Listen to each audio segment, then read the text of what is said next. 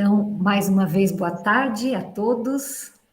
E hoje sem gato pulando aqui em cima da minha mesa, já fechei tudo. Acho que os nossos gatinhos daqui também querem aproveitar as lições de Kardec, né? Mas como eles fazem muita bagunça, eu já os deixei lá fora hoje.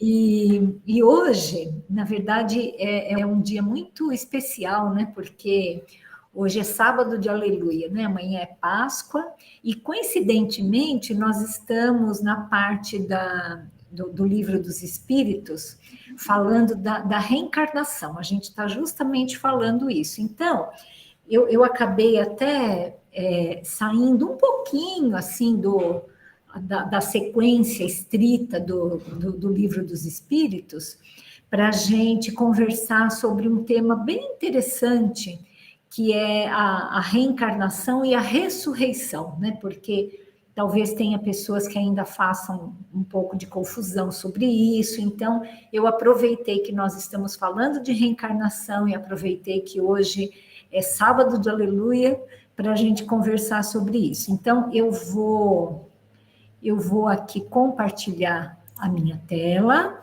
com vocês. Vou abrir aqui isso. Acho que todo mundo... espera só um pouquinho, que alguém está entrando. Benedito. Beleza. Boa tarde, Benedito. Muito bem. Então, eu pergunto, eu começo perguntando para vocês, assim, qual que é a diferença entre reencarnação e ressurreição? E como será que aconteceu essa ressurreição de Jesus? Como é que isso pode ser explicado? Quem que gostaria de começar falando sobre isso? Vou aqui, o José. José, você que entrou por último, vou pedir para você começar a falar então, olha só. Qual que é a diferença entre reencarnação e ressurreição? Você fala para a gente, José? Você mal entrou e eu já botei você no fogo aqui, ó.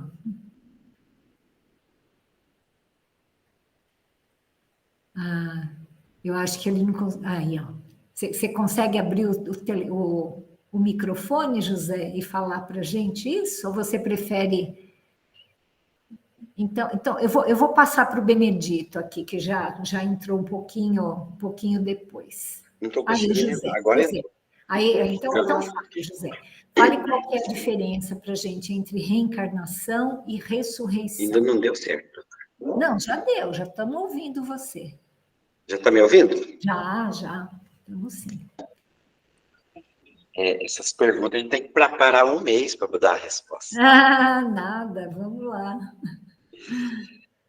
A diferença de ressurreição e reencarnação. Tá. A ressurreição, se entende que é o corpo, o espírito volta no mesmo corpo, né? Uhum. Vamos dizer, vamos interpretar a ressurreição de Jesus. Então, a nossa crença, vamos dizer, católica, que já tivemos, cristã, Jesus ressuscitou. Lázaro ressuscitou no mesmo corpo. Né? Embora que Lázaro tenha uma explicação um pouco diferente. A reencarnação, não, a gente vem em outro corpo sendo o mesmo espírito. Que é a lógica, né? Porque cada reencarnação a gente vem com um corpo. Seja ele feminino ou masculino.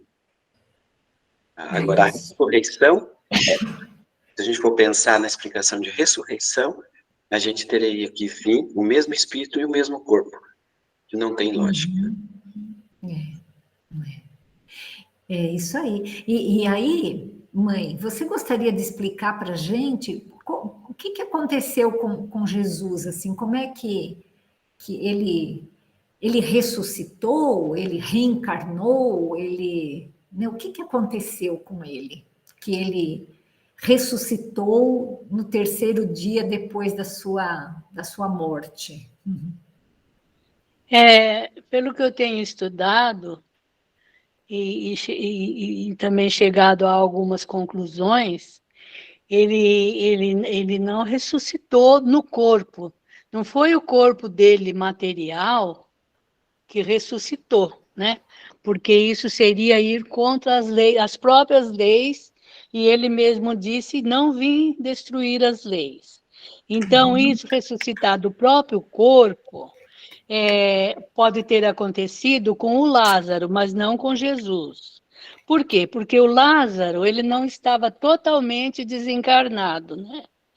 Ele estava, ele ainda estava ligado ao corpo e Jesus pôde então trazê-lo de volta naquele corpo.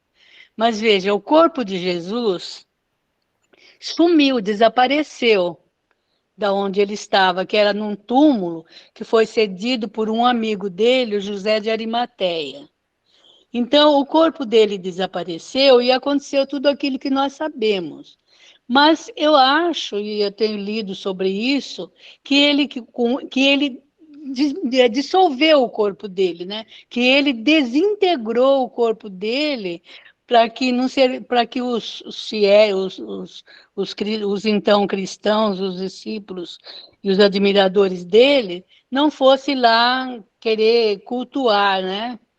Não era o caso de cultuar aquele corpo físico dele. Então, o que que houve? Então, ele apareceu para Maria de Magdala, né? E ainda ele disse: não me toques, eu ainda não fui para o Pai. Aí, numa materialização, ele tinha poder para isso, né? Assim como quando ele apareceu para os discípulos dele, né? Que chegou a comer junto com os discípulos, ele estava materializado, né? E nós sabemos que a materialização é um fato assim corriqueiro, é compreensível até, muito, já foi muito mais utilizado na época em que era preciso fazer com que o espiritismo ganhasse força. A materialização já foi muito mais utilizada. Eu mesma assisti já 2 sessões de materialização. E a gente fica boba de ver como o espírito parece mesmo que tá encarnado, parece com o corpo físico dele. Então, no caso, os judeus eles faziam uma confusão tremenda entre ressurreição e reencarnação.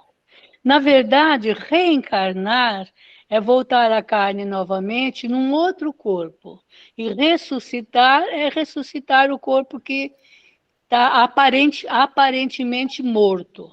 Até se ele tivesse morto de fato, Jesus teria, pela sua grandeza espiritual, teria condições de trazê-lo à vida, mas não, eu imagino que não foi o caso, justamente por ele ter dito que não veio derrogar nenhuma lei. É isso, minha De querida, fato, né? que eu tenho. De fato, assim, quando existe o desencarne completo, né? Quando aquele fio de prata ele se rompe totalmente, não tem condição mais do espírito voltar naquele corpo, né?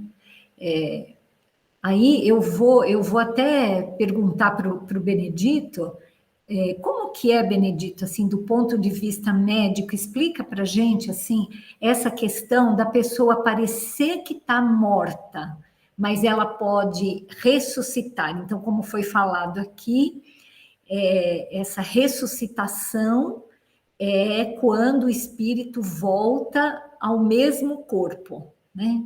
E a reencarnação é quando o espírito ganha um novo corpo e volta numa outra experiência de vida corpórea, né? Então, assim, como que funciona essa questão? Assim, uma pessoa pode parecer morta e voltar a viver?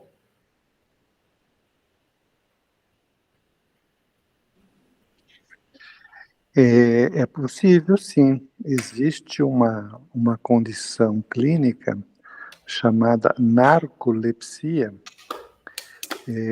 onde a pessoa está aparentemente morta, né? Narco de narcótico, de narcose, né? É um entorpecimento mental e cerebral tão profundo que a pessoa parece morta, né? A respiração fica tão suave que quem está olhando de fora não percebe, porque quando a gente respira, a gente está deitado, por exemplo, né? A gente vê uma pessoa deitada, né, viva, a gente vê a respiração, o movimento do tórax, o movimento da barriga e tal, né? Nesse estado, a respiração fica tão suave que não existe esse movimento, né? E os batimentos cardíacos também ficam tão leves, né?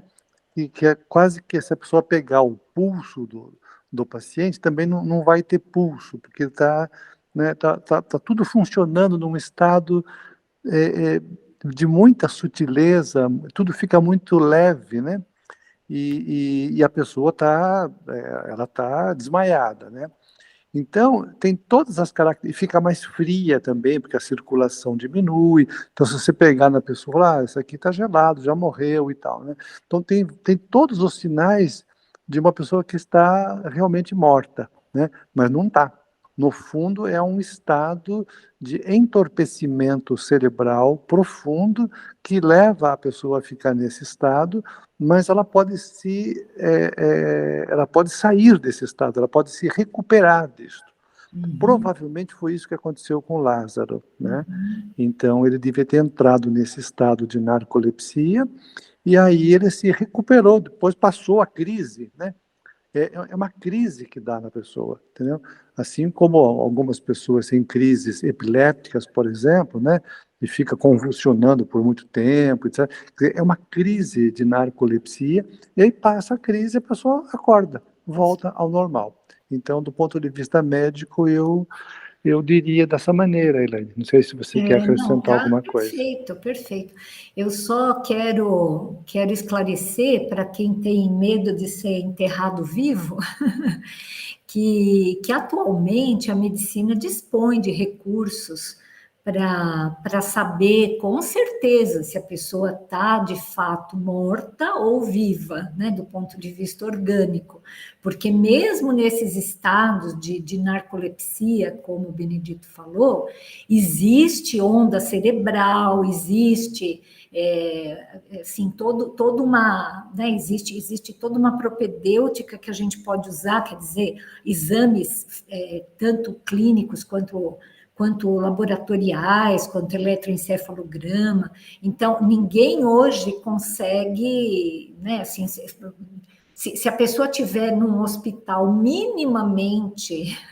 minimamente equipado, né, assim, com médicos minimamente bem formados, né, é muito claro que a pessoa está ou não com vida e que pode ser, né? Então, mesmo as pessoas em coma, as pessoas que têm morte cerebral, para poder você desligar um aparelho, você tem que ter todo um protocolo, né? Que é seguido nesses hospitais. Então, atualmente, assim, as pessoas que falecem e que o médico atesta o óbito, assim, elas não estão mais, né? Isso daí acontecia antigamente, quando não se tinha, assim, uma boa assistência médica, né? Mas atualmente isso assim, a gente tem condições de diferenciar. Fale, tia Florinda, pois não.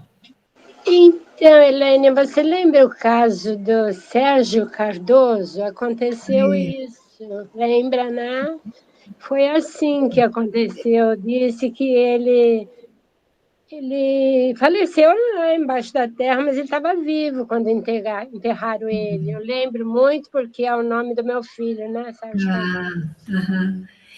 Então, esse tipo de coisa acontecia no passado, mas atualmente, tia, assim, precisa a pessoa, assim, ter muito azar para acontecer isso, desencarnar, assim, num local, assim, muito sem condições, sem assistência médica, porque porque realmente, se ela tiver num centro médico minimamente equipado, é possível você saber se a pessoa está de fato viva ou não.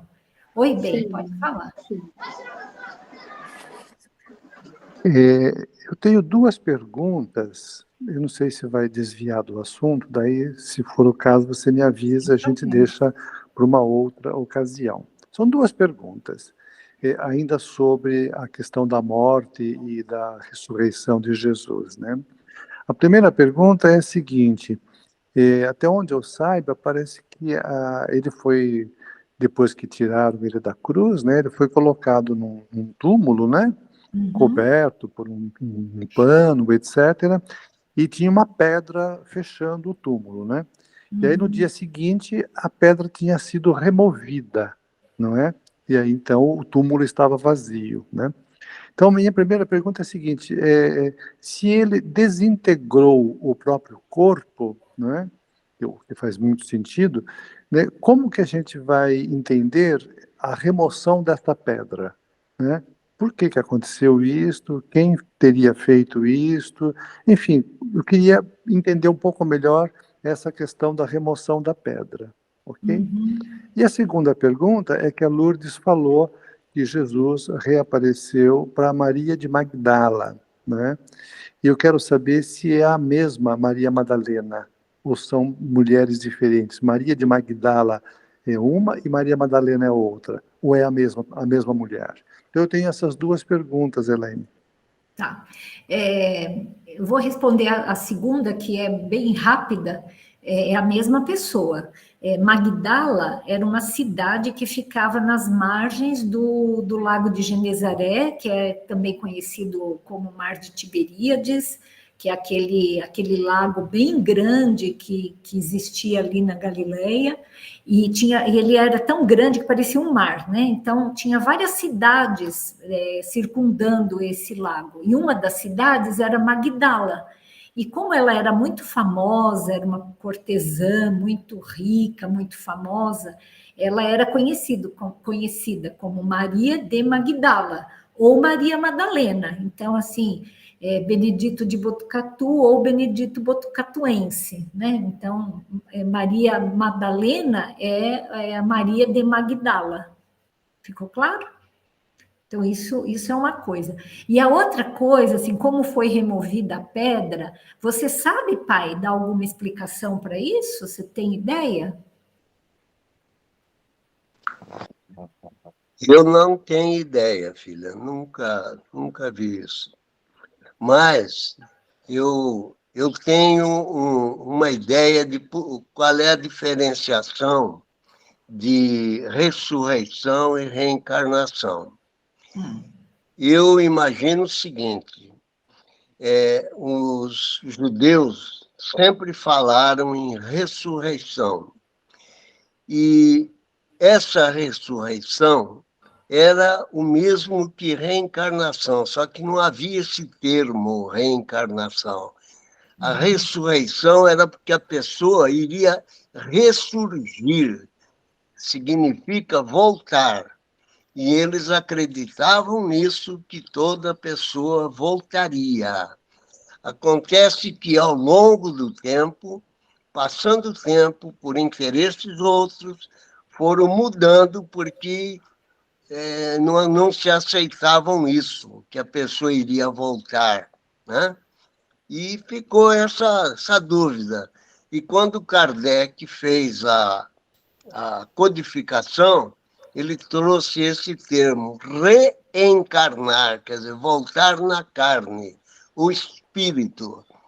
Quer dizer, a pessoa existe de todo sempre, é imortal, o espírito é imortal.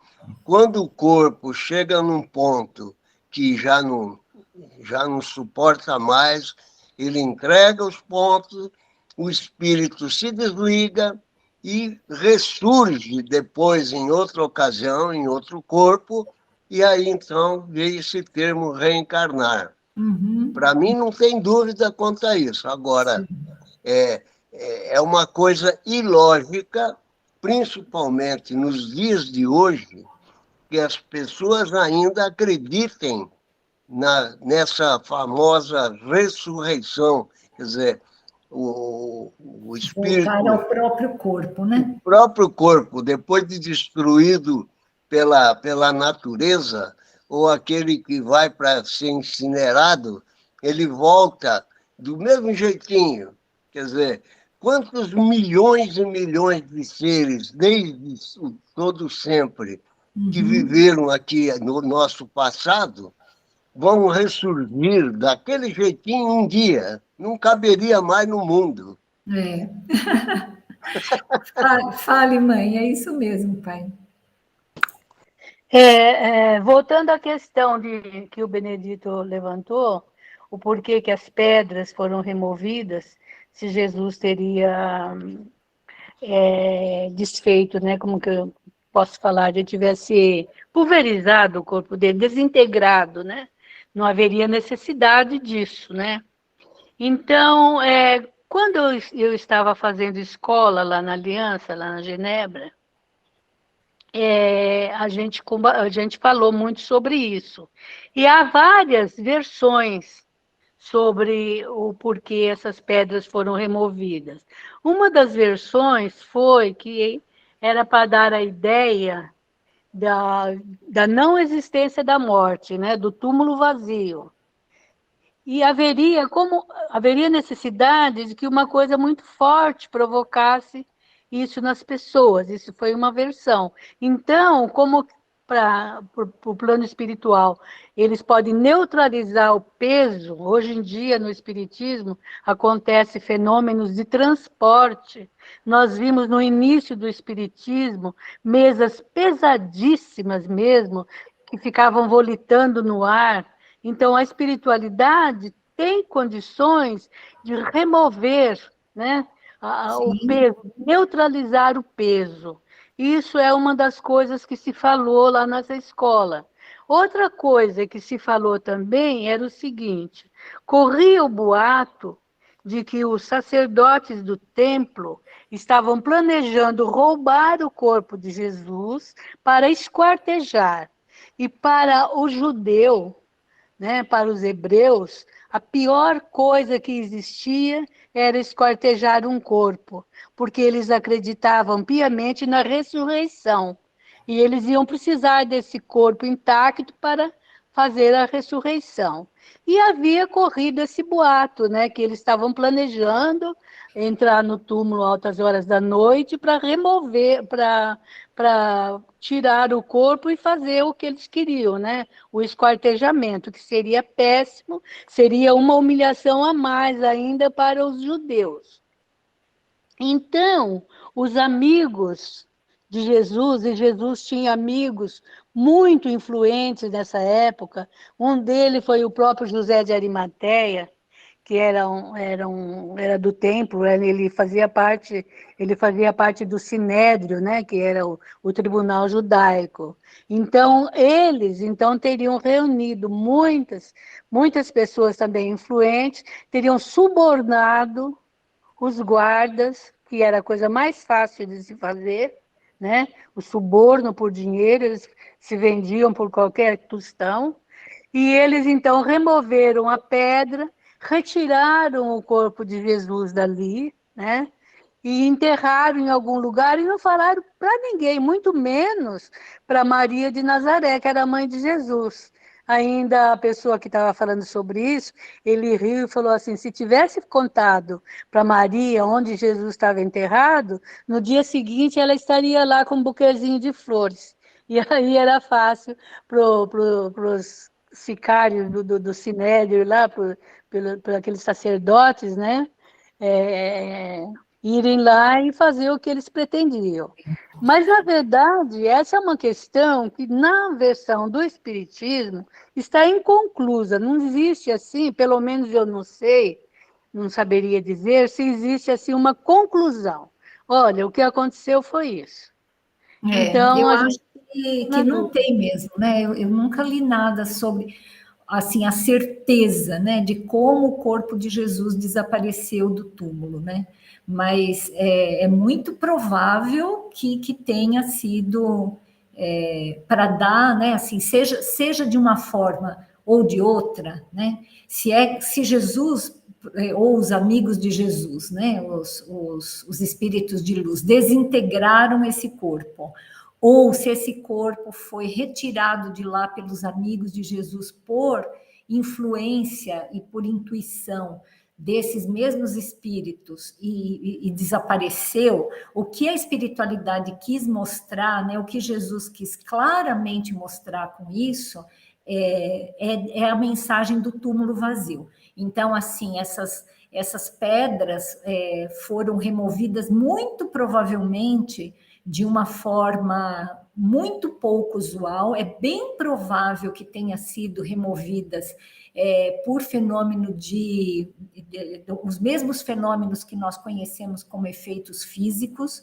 é muito provável, isso eu já li, porque, assim, os guardas romanos que estavam lá cuidando do túmulo, porque os sacerdotes solicitaram para Pilatos que montasse guarda ali, justamente porque os sacerdotes tinham medo que o túmulo fosse profanado e as pessoas pegassem o corpo de Jesus, né, os cristãos ali e tudo mais. Então, ficaram guardas romanos ali.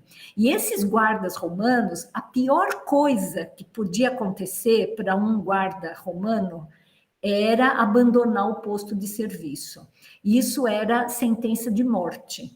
Então, assim, deve ter acontecido alguma coisa muito grave ali, que eles tiveram muito medo, mais medo do que o julgamento deles, que eles poderiam ser mortos ali se eles abandonassem o posto, né? O fato é que no dia seguinte não tinha guardas mais lá, então provavelmente essa pedra se mexeu sozinha, saiu volitando, alguma coisa assim muito assustadora para eles terem deixado o posto de serviço deles, né? Porque no dia seguinte, quando Maria Madalena foi lá, ele não tinha mais guarda nenhum, né? E o túmulo estava aberto. Então, é muito provável que a espiritualidade tenha feito isso propositadamente para fazer com que essa lição se caracterizasse, né? Olha, o túmulo está vazio, a morte não existe. Oi, bem, pode falar.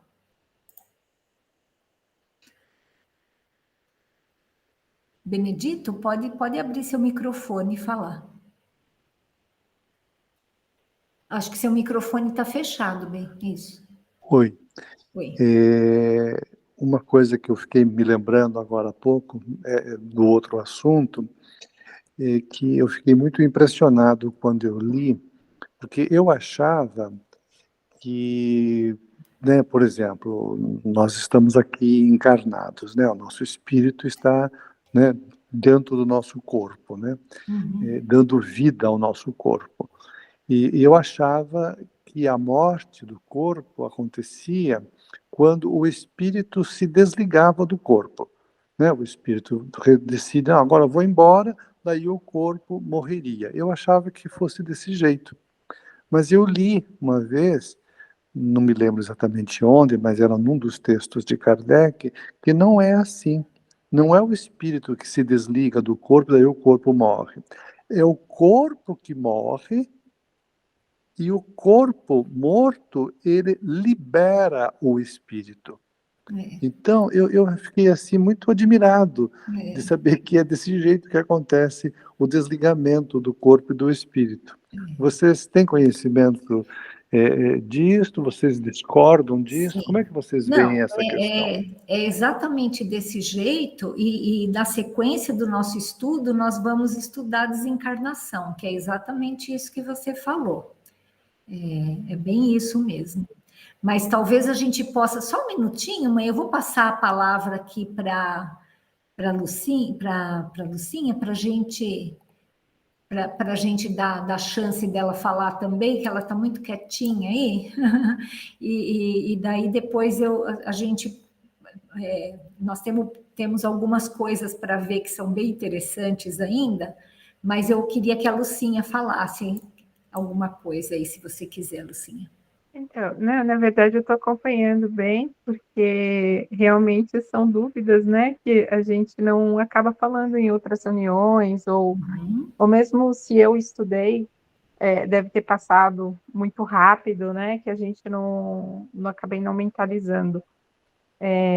Essa parte da pedra realmente é uma coisa, né, que ninguém nunca comentou, pelo menos que eu me lembre, a gente sabe do fato somente, né?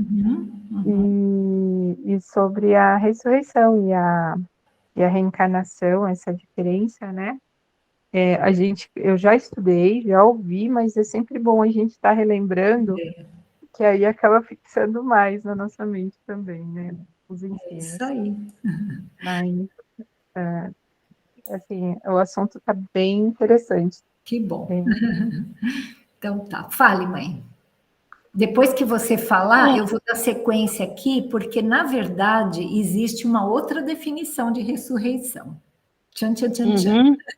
Então, o que eu queria dizer, o Benedito está certo, o corpo, como quem dizer, libera o espírito, mas o contrário também é verdadeiro. O espírito pode abandonar o corpo e o corpo morrer. Por quê? Isso acontece muitas vezes com os natimortos, né? Muitas vezes o espírito, na última hora, ele se arrepende, não quero mais reencarnar. Abandona o feto e o feto morre, né? E a criança nasce morta, nasce sem espírito. Então, muitas vezes isso acontece. A minha irmã Cida, tua tia, ela fazia viagem em corpo astral algumas vezes. E ela disse uma vez para mim que ela estava num lugar tão maravilhoso que ela não queria mais voltar. Aí o mentor dela falou para ela assim, olha, se você não voltar, o seu corpo lá onde está vai morrer e você vai ser tido como suicida, então volte. Aí ela voltou rapidinho. Eu acho que existem essas duas possibilidades, Benedito. Mas isso que você falou é verdade, assim, muitas vezes a pessoa não quer sair do corpo, né? A pessoa não quer morrer, mas o corpo morre e o espírito tem que sair, né? Não tem jeito. Então, eu acho que existem essas duas possibilidades, mas isso nós vamos ver um pouquinho mais para frente, quando a gente estiver estudando só sobre desencarnação, né? Mas só para ficar claro que pode sim ter essas duas possibilidades. Agora, eu vou passar aqui para vocês umas coisas, como eu falei, vocês todos falaram coisas super interessantes, e tudo isso que vocês falaram está certo mesmo, né? E aí, segundo o codificador, ressurreição da ideia de voltar à vida o corpo que já está morto, como vocês falaram, né? Entretanto, sabemos ser cientificamente impossível. Seria contrário às leis da natureza um indivíduo que estivesse realmente morto voltar à vida corpórea. Vocês imaginam que, além de ser crucificado, teve, né, um dos soldados, que eu já contei essa história aqui, ele espetou uma lança em Jesus. Ele estava querendo resolver logo a situação, porque essa morte através de crucificação, às vezes, demorava muito para a pessoa morrer, né? Porque a pessoa ficava ali numa cruz, furar a mão e o pé não é uma coisa que vá necessariamente matar ninguém, né? Apesar de ser muito, né, terrível isso, mas assim, a pessoa ia sangrando aos poucos, mas às vezes até cicatrizava aquilo. Então, às vezes a pessoa morria assim por inanição, por infecção dessas feridas. Não era uma coisa muito rápida. E como os soldados queriam se ver livre daquela situação, né? Esse soldado, ele pega uma lança e espeta em Jesus, né? Para ter certeza que Jesus ia morrer logo mesmo. Então, imagine um corpo crucificado, um corpo espetado por uma lança que transpassou pulmão, coração, chegou no pescoço. Imagina se isso, né, saiu do outro lado. Não tem como, né? Vocês acham que tem condições de uma pessoa voltar à vida num corpo desse, né? Então, aí se pergunta assim, mas quanto às ressurreições que Jesus operou? Lázaro, a filha de Jairo, o filho da viúva de Naim, foram todas essas situações descritas na Bíblia como ressurreição, que, como vocês falaram, de fato, né, foi isso que aconteceu. O benfeitor Emmanuel cita o termo ressurreição diversas vezes em suas obras. Então, assim, o que aconteceu com... Deixa eu só voltar aqui uma coisa. Então, o que aconteceu com Lázaro, filho de... Foi exatamente isso que nós conversamos. O Benedito explicou sobre a narcolepsia, a gente falou... E até hoje, né, do ponto de vista médico, a gente fala em ressuscitação, né? Então, quando o médico faz massagem, entuba o paciente, ele está fazendo uma ressuscitação cardiorrespiratória, né? O paciente está quase morrendo, está quase morto, já teve uma parada cardíaca, se você não fizer nada, ele vai morrer. E aí tem algumas técnicas para você fazer com que aquele corpo volte à vida, né? Então, até hoje esse termo é usado, né? E que significa exatamente isso, quer dizer, a pessoa não morreu ainda, né? Então, opa, desculpa, peraí. Aqui. Então, vamos em frente aqui, ó. O benfeitor Emmanuel cita o termo ressurreição diversas vezes em suas obras, em suas passagens. Diz que ressurreição significa ressurgimento, recorrendo à palavra em grego anástasis, que significa ressurgir, despertar. Ressurgindo na vida espiritual, nos revelaremos tal qual somos, revelados de forma que às vezes não fazemos nem para nós mesmos. Então, quando a gente desencarna e vai para a vida espiritual, a gente não tem mais o corpo para disfarçar nada, né? Ali a gente vai se ver da forma como a gente é. Lá, sintonizamos instantaneamente com o que estamos sentindo de maneira mais cristalina, sendo muito mais difícil disfarçar o que se é. Percebendo as dificuldades que o espírito ainda possui, Deus nos permite retornar à experiência carnal. É nesse ponto que a ressurreição na vida espiritual mostra a necessidade da reencarnação em uma nova existência material. Aí eu achei bem bacana que Emmanuel, ele usa esse termo de ressurreição quando você ressurge na vida espiritual. Então, assim, você desencarna, deixa aqui todo o seu corpo, todas as suas coisas, e você ressurge, né? E essa ressurreição é como se fosse uma volta do espírito à verdadeira vida espiritual, né?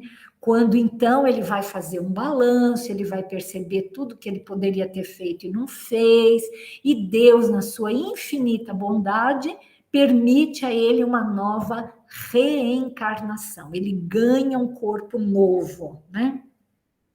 E aí tem também uma coisa muito interessante, gente. Eu aprendi isso com o Haroldo Dutra.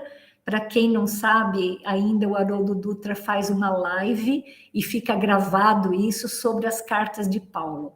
E aí ele conta como Paulo entendia essa parte da ressurreição. E é muito interessante, porque é assim, aí perguntam, nossa, mas Paulo já sabia que Kardec ia falar isso, né? Assim, não, é óbvio que não, né? Kardec é muito posterior a Paulo. Mas se a gente esmiuçar o que Paulo quis dizer nas suas cartas, a gente vê que ele já conhecia muito de perispírito, de reencarnação e tudo disso. Então, eu vou ler isso daqui para vocês, e aí a gente vai pegar algumas frases para entender aqui, de acordo com essa interpretação que Haroldo Dutra dá, que ele é um super estudioso dessas cartas paulinas, né? Então, aqui, essa é a primeira carta aos Coríntios, é uma parte dessa primeira carta, né? Todavia, alguém dirá, como é que os mortos ressuscitam? Com que corpo voltarão? Insensato, aquilo que você semeia não volta à vida, a não ser que morra. E o que você semeia não é o corpo da futura planta que deve nascer, mas simples grão de trigo ou de qualquer outra espécie. A seguir, Deus lhe dá corpo como quer. Ele dá a cada uma das sementes o corpo que lhe é próprio. Nenhuma carne é igual às outras. A carne dos homens é de um tipo, a dos animais é de outro, e de outro a dos pássaros, e de outro ainda dos peixes. Há corpos celestes e há corpos terrestres. O brilho dos celestes, porém, é diferente do brilho dos terrestres. Uma coisa é o brilho do sol, outra o brilho da lua, e outra o brilho das estrelas. E até de estrela para estrela há brilho diferente, diferença de brilho. O mesmo acontece com a ressurreição dos mortos. O corpo é semeado corruptível, mas ressuscita incorruptível. É semeado desprezível, mas ressuscita glorioso. É semeado na fraqueza, mas ressuscita cheio de força. É semeado corpo animal, mas ressuscita corpo espiritual. Se existe um corpo animal, também existe um corpo espiritual, pois a Escritura diz que Adão, o primeiro homem, tornou-se um ser vivo, mas o último Adão tornou-se espírito, que dá a vida. Primeiro não foi feito o corpo espiritual, mas o animal, e depois o espiritual. O primeiro homem foi tirado da terra e é terrestre. O segundo homem vem do céu. O homem feito da terra foi o modelo dos homens terrestres. O homem do céu é o modelo dos homens celestes. E assim como trouxemos a imagem do homem terrestre, assim também traremos a imagem do homem celeste. Então, parece tudo assim muito difícil de entender, né? Mas olha que coisa bonita, gente. Ó, o que ele diz assim? Aquilo que você semeia não volta à vida, a não ser que morra.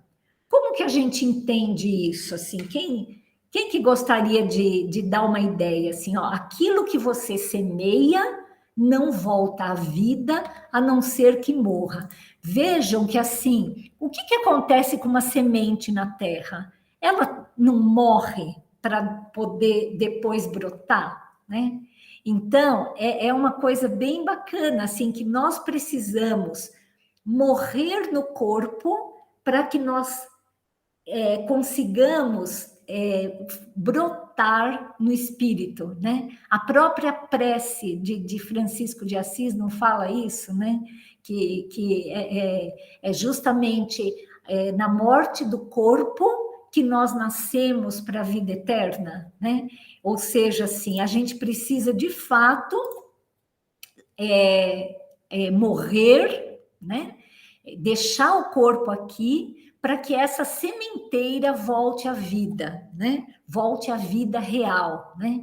E o que você semeia não é o corpo da futura planta que deve nascer, mas simples grão de trigo ou de qualquer outra espécie. Então, assim, essa planta, né? Esse corpo, ele na verdade, ele chama aqui de corpo da planta, né? Daquilo da planta, o corpo é um simples grão de trigo. O grão de verdade, né? O grão, ele é aquilo que é a nossa essência, é aquilo que nós podemos ser e ainda não somos, porque o grão, ele concentra toda a possibilidade da futura planta. Se você pegar um grãozinho, você pode, né, ver naquele grão uma árvore imensa, né? Então, aquela essência que é a coisa mais real que se tem dentro dessa planta, né?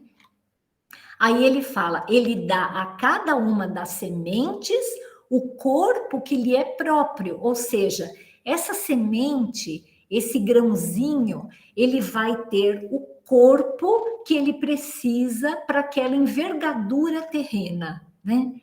E aí ele continua aqui, há corpos celestes e há corpos terrestres, né? Então, ele já entendia naquela época que existia corpos perispirituais, né? Corpos celestes, porque essa plantinha, ela vai brotar, mas, na verdade, ela só vai ter o tanto de capacitação dela, ela só vai realmente florescer no mundo espiritual, né? O brilho do desculpa aqui, ó. Uma coisa é o brilho do sol, outro o brilho da lua e outro o brilho das estrelas. Então, ele próprio já falava assim, olha, existe uma diferenciação dessa evolução espiritual. Então, Deus dá esse corpo a cada um de uma forma que aquela semente, aquele grão, que é a essência, que é o espírito, ele precisa daquele corpo para ele ter essa experiência terrestre, mas depois existem corpos celestes que são diferentes de corpos terrestres, porém cada corpo vai ter um brilho, porque cada um está na sua escalada espiritual própria, né? E aí ele fala, o mesmo acontece com a ressurreição dos mortos. O corpo é semeado corruptível, mas ressuscita incorruptível. Então, o que ele quer dizer aqui? Para Paulo, o termo ressurreição é quando o espírito não precisa mais voltar à carne. Ressurreição é quando o espírito ele tem a vida eterna, quando ele vai para esse estágio de espírito puro, que ele não precisa mais reencarnar. Então, veja, o corpo é semeado corruptível, mas ele ressuscita incorruptível. Então, assim, nós temos várias experiências corpóreas, várias reencarnações, e depois disso, nós ressuscitamos, ou seja, vai chegar um ponto que nós vamos dar entrada definitiva nessa vida eterna, onde o corpo não vai ser mais corruptível. Ele é semeado desprezível, mas resulta glorioso. Então, com todas essas experiências reencarnatórias, uma hora que a gente ressuscitar, ou seja, que a gente atingir esse grau de espírito puro, o corpo vai ser um corpo glorioso, como é o corpo de Jesus, né? No mundo espiritual, porque realmente ele já é um espírito puro e nem precisa mais reencarnar, né? É semeado na fraqueza, mas ressuscita cheio de força. Quando isso? Quando esse corpo, de novo, está num grau tão alto que ele já não tem mais problemas nenhum, né? É semeado corpo animal, mas ressuscita corpo espiritual. Então, por enquanto, nós temos esse corpo animal, e quando nós ressuscitarmos, quando nós atingirmos esse grau, que eles chamam, né, assim, de uma forma poética, né? A vida eterna, né? Por que a vida eterna? Porque a gente não precisa mais reencarnar, né? Então, nós vamos ter um outro tipo de vida, porque não existe mais a necessidade da reencarnação. Nesse momento, o corpo ele vai ressuscitar como um corpo espiritual, né? Aí ele fala isso, né? Se existe um corpo animal, também existe um corpo espiritual, porque as escrituras dizem, olha, Adão, o primeiro homem, tornou-se um ser vivo, mas o último Adão tornou-se espírito que dá vida. Então, aqui ele usa esse termo Adão para a raça humana. Ele não é o Adão, um espírito. Adão é entendido assim como a raça humana. O que aconteceu conosco, que nós já vimos nos estudos anteriores? A raça humana, ela nasceu como um ser vivo que foi evoluindo, através de várias reencarnações, atingiu, então, um certo grau de perfeição, e a hora que você atinge esse grau máximo de perfeição, você se torna o último Adão. Por quê? É a última encarnação da pessoa. Então, nesse ponto onde esse espírito não precisa mais reencarnar, é o que ele chama aí do último Adão, né? Aí, exatamente, olha, o que ele fala aqui, ó, percebendo as dificuldades que nosso espírito ainda possui, Deus nos permite retornar à experiência carnal. E é nesse ponto que a ressurreição na vida espiritual mostra a necessidade da reencarnação em uma nova existência material. Não será necessário o retorno para a carne somente quando o espírito tornar-se puro, que nós já estamos adiantando aqui a questão 170. Não obstante, ainda seja possível a reencarnação de espíritos puros em missão, mas aí não é porque eles precisam mais, é porque eles nos amam muito e querem reencarnar, né? Então, aqui o Mestre Jesus esclarece os seus discípulos, né, João e Tiago, sobre a reencarnação. Isso aqui está no livro Boa Nova, de Humberto de Campos, no capítulo 14, onde Jesus explica melhor, né, para João e para Tiago, olha, as árvores não renascem depois de podadas? Com respeito aos homens, o processo é diferente, mas o espírito de renovação é sempre o mesmo. O corpo é uma veste, o homem é seu dono.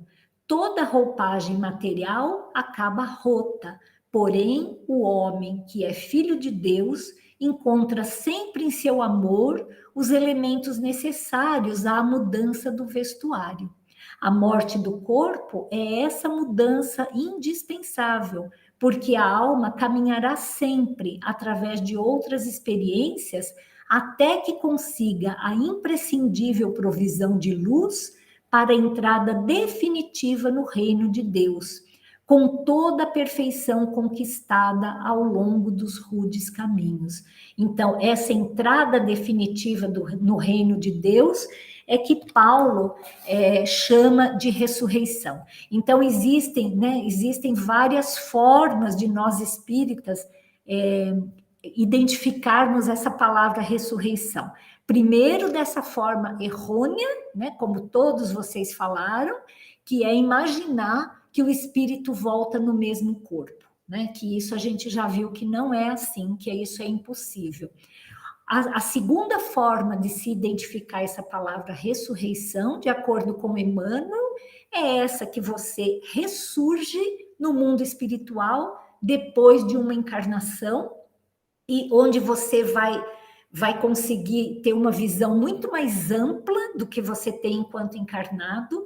Então, essa ressurreição, né, quando você achava que estava tudo perdido, que você tinha morrido, que tudo acabou, você ressurge no plano espiritual, né? Então, você tem uma ressuscitação, uma ressurreição no mundo espiritual. E aí você consegue enxergar muito mais coisas do que aquilo que você via aqui. E em enxergando muito mais coisas, você acaba até pedindo uma outra reencarnação, onde você ganha um outro corpo físico, para você conseguir continuar a sua evolução espiritual. E o último Adão, né, depois que você atinge essa fase, para Paulo, né, todo esse processo reencarnatório, a hora que ele chega no fim, então é o último Adão, né, você não precisa mais reencarnar. Paulo entende que aí sim é uma ressurreição, é a forma como você vai se despedir desse mundo, dessas fases reencarnatórias, porque você já não vai precisar mais disso. Fale, tia Florinda. Então, ressurreição é como a lagarta, né, que está no casulo, assim, e daí ela fica muito tempo, não sei quanto tempo fica, daí ela ressurge borboleta, né? Exatamente. É a ressurreição, né? É um outro ser, né? Exatamente isso. Quer Ser. dizer, ela está num mundo ali de provas, expiações, num mundo que ela precisa, né, assim, ficar ainda com essa casca, com essa dificuldade toda, mas ela ressurge, né, como uma borboleta. Então, quando ela entra, né, quando o espírito entra na vida eterna, quando ele não precisa mais reencarnar, é como Paulo de Tarso entende esse termo ressurreição. Vocês sabem que quando eu era mais nova, que eu não entendia sobre espiritismo, eu queria morrer, mas não queria reencarnar mais. Eu morria de medo de morrer e ter que reencarnar. Dá trabalho, né? Viver dá muito trabalho. Viver dá muito trabalho, né? Começar tudo de novo. E quantas vezes a gente tem que reencarnar ainda, hein? Quantas vezes? Até virar o último Adão, né? É muito. O último Adão. Muito verdade. show, né? Verdade. Mas eu quero saber se ficou claro para todos vocês, assim, esses outros significados de ressurreição, né? Porque a gente sempre tem a ressurreição é uma bobagem, mas existem outros significados, né?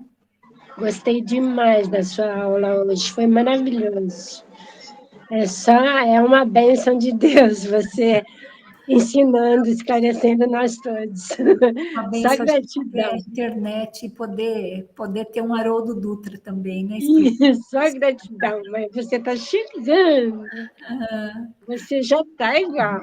Não estou, não. Obrigada, Leila. Vocês gostariam de acrescentar mais alguma coisa, Lucinha? Ficou claro isso? Se tem alguma... Sim.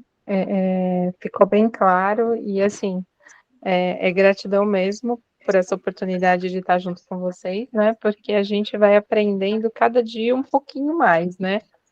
É aquilo que eu comentei, a gente vai assimilando, né? Um pouquinho mais dos fatos. Mas foi bem produtiva a aula hoje. Eu achei que essa parte de ressurreição realmente, reencarnação, a gente já sabe, né? Vamos colocar assim, já estudei e tal, já sabia, mas é bem legal, assim, o jeito que você passa, ele é tão espontâneo que fica gravado na mente mesmo. Que bom. Eu sei que durante a semana eu vou ficar lembrando, e que as pessoas comentam também, né? Todos esses comentários também ajudam bastante. Muito. Isso me ajuda muito também. Por isso que eu agradeço muito a vocês que participam sempre, porque sem essa troca a aula ficaria muito empobrecida, né? É justamente essa troca que... A participação, né? Que torna interessante. Pai, você gostaria de falar mais alguma coisa sobre isso? Ficou claro esses outros significados de ressurreição? Não, filha, está muito claro, não tem nada que acrescentar. Aprendi um pouco mais coisas que eu imaginava um pouco diferente. Eu acho que está perfeito, está valendo, vamos continuar com isso aí, está muito bom. Benedito, você gostaria de falar mais alguma coisa sobre isso? Só uma pequena coisa. Bom, primeiro assim, acho que está ótimo, está muito bom, vamos continuar. Parabéns para você, está tudo beleza.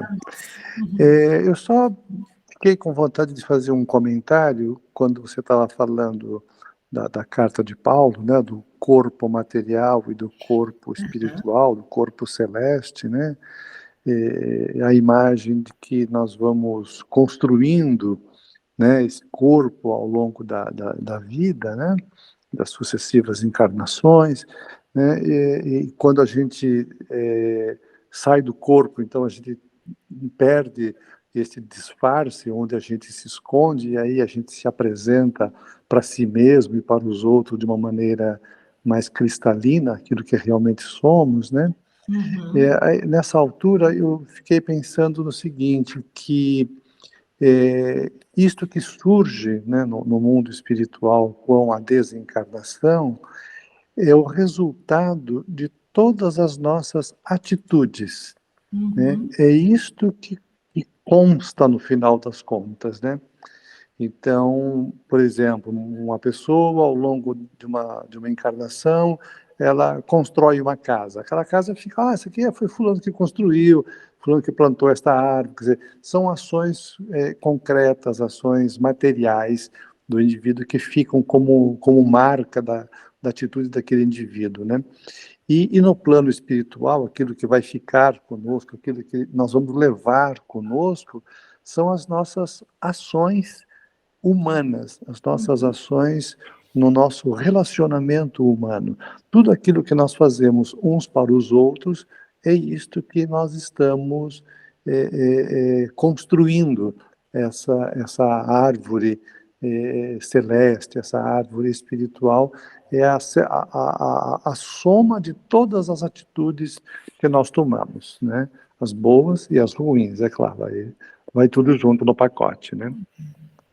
É o brilho, né, que ele fala ali, é o brilho, né? O brilho do sol são os espíritos puros, né? Eles brilham, né?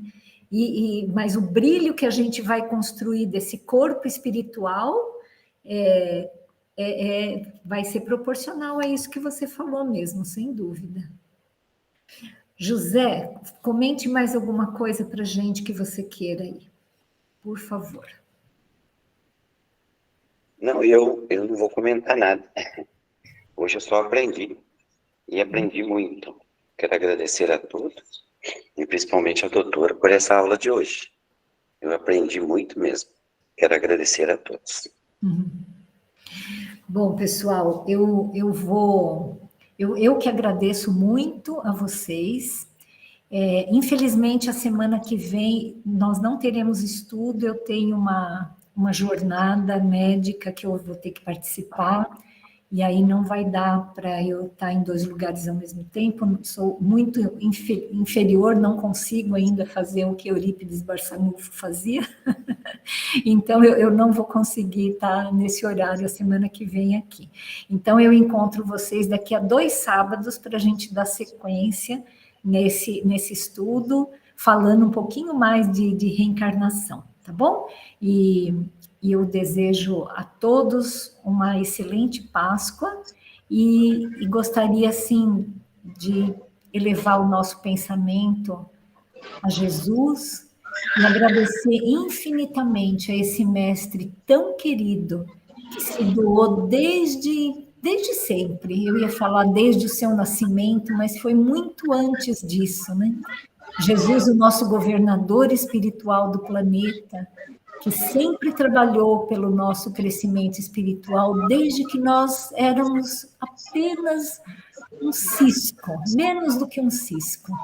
Jesus querido, muito obrigada por estar do nosso lado, muito obrigada por nos ensinar, muito obrigada por ter reencarnado nesse mundo tão cheio de dores e problemas. Você, mestre, que já era um Cristo planetário desde aquela época e que se dignou a vir até nós e passar por tudo que você passou e nos perdoar por todas as coisas erradas que nós fizemos e fazemos. Obrigada, Jesus. Muito obrigada pelo seu apoio. Muito obrigada por aceitar ser nosso mestre. Muito obrigada por tudo aquilo que nós aprendemos. Nos dê a todos uma feliz Páscoa, que Jesus nos abençoe sempre e até a próxima.